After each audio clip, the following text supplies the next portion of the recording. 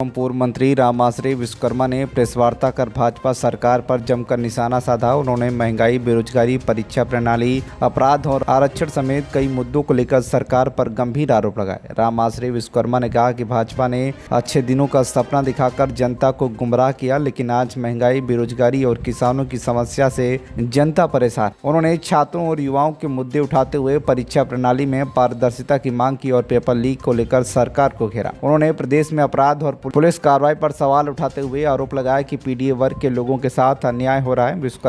विश्वकर्मा समाज के युवाओं की हत्याओं और बेटियों से जुड़ी घटनाओं का जिक्र भी किया। उन्होंने कहा कि सरकारी भर्तियों में पिछड़े दलित वर्ग के आरक्षण के साथ भी कथित तौर पर भेदभाव किया जा रहा है। साथ ही निषाद, राजभर, प्रजापति समेत अति पिछड़ी जातियों के आरक्षण का मुद्दा भी उठाया गया। इस समय बनारस में 3 दिनों से हम विधानसभा स्तर पर पार्टी के लोगों से मिल रहे हैं, पीडीए पंचायत कर रहे हैं और सभी से पिछड़े दलित, अल्पसंख्यक, गरीब, किसान, नौजवान, मजदूर सभी से अपील कर रहे हैं कि सभी लोग भारतीय जनता पार्टी के गुमराह न हों, उनके धर्म की राजनीति में न फंसें, वोट समाजवादी पार्टी को दें, भारतीय जनता पार्टी को हराएं और समाजवादी पार्टी को जिताएं, क्योंकि समाजवादी पार्टी ही सभी का भला कर सकती है।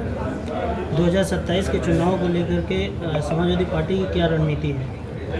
2027 के विधानसभा के चुनाव को लेकर के समाजवादी पार्टी ने पूरी तैयारी कर ली है। बूथ स्तर पर हमारा संगठन पूरा एक्टिव है।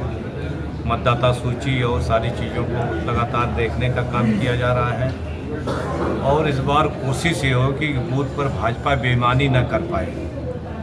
मजबूती से समाजवादी पीडीए के लोग वोट डालेंगे और समाजवादी पार्टी का विधायक भी बनाएंगे, समाजवादी पार्टी को जिताएंगे भी। योगी जी ने ट्रम्प कार्ड के रूप में एक महिलाओं को लुभाने के लिए एक योजना के तहत ऐलान किया है, उस पर क्या कहना चाह रहे हैं? महिलाएं तो कह रही हैं कि कहीं ये पैसा भगवान राम के मंदिर का चोरी का चंदा चोरी वाला तो नहीं है।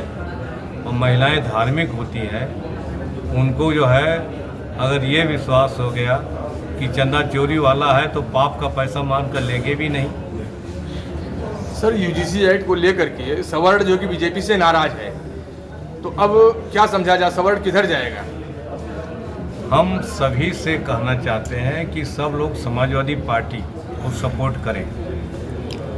यूजीसी का जो नाम से नियम है या एक्ट में जो संशोधन किया गया है, उस पर माननीय श्री अखिलेश यादव जी उस पर जो है एक जो है सामान्य रास्ता निकालेंगे ताकि किसी को सर अभी तक कोई बयान नहीं आया माननीय किसी को नुकसान न हो और जो है दोनों पक्षों का फायदा हो, दोनों पक्षों का सम्मान रहे। श्री राम मंदिर में इतनी बड़ी चोरी हुई है और उस पर एक एफआईआर तक नहीं दर्ज की गई है और क्लीन चिट दे दिया गया एसआईटी के तहत। अब इसको किस तरह से देखते हैं? तो बीजेपी के लोगों से पूछिए, उनके मुख्यमंत्री से पूछिए, बीजेपी के मंत्री हैं, सरकार के बीजेपी के नेता हैं, आरएसएस के लोग हैं, जो लोग सरकार चला रहे हैं, जिम्मेदार लोग हैं और उनकी सरकार में भगवान राम के मंदिर में चंदा चोरी हो जाए, हिंदू और सनातन धर्म का पैसा लूट जाए, जो लोग श्रद्धा से भगवान राम का मंदिर बनाने के लिए दान किए हैं, गरीब से गरीब आदमी भी दान किया है, हमने खून और पसीने कमाई दिया है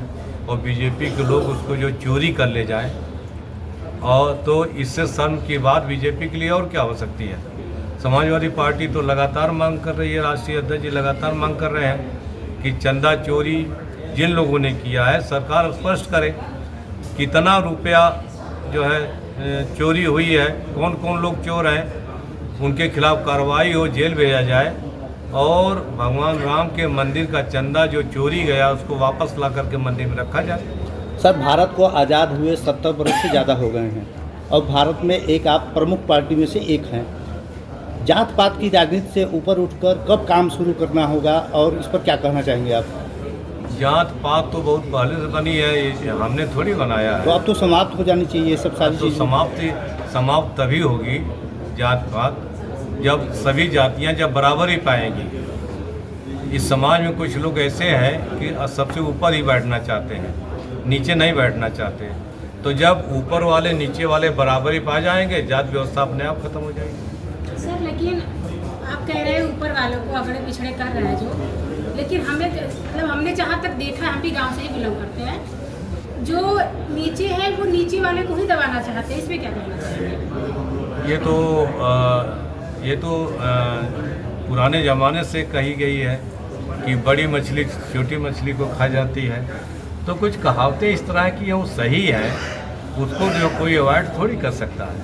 अगर तो बल्कि उनको उठाए ही हैं, अपनी जमीन पर उनको बसाए, बहुत सारी चीज़ें उनको दिए, तो इसमें आप लोग कुछ नहीं मैडम, ये बोलते हैं। लंबा बहस है।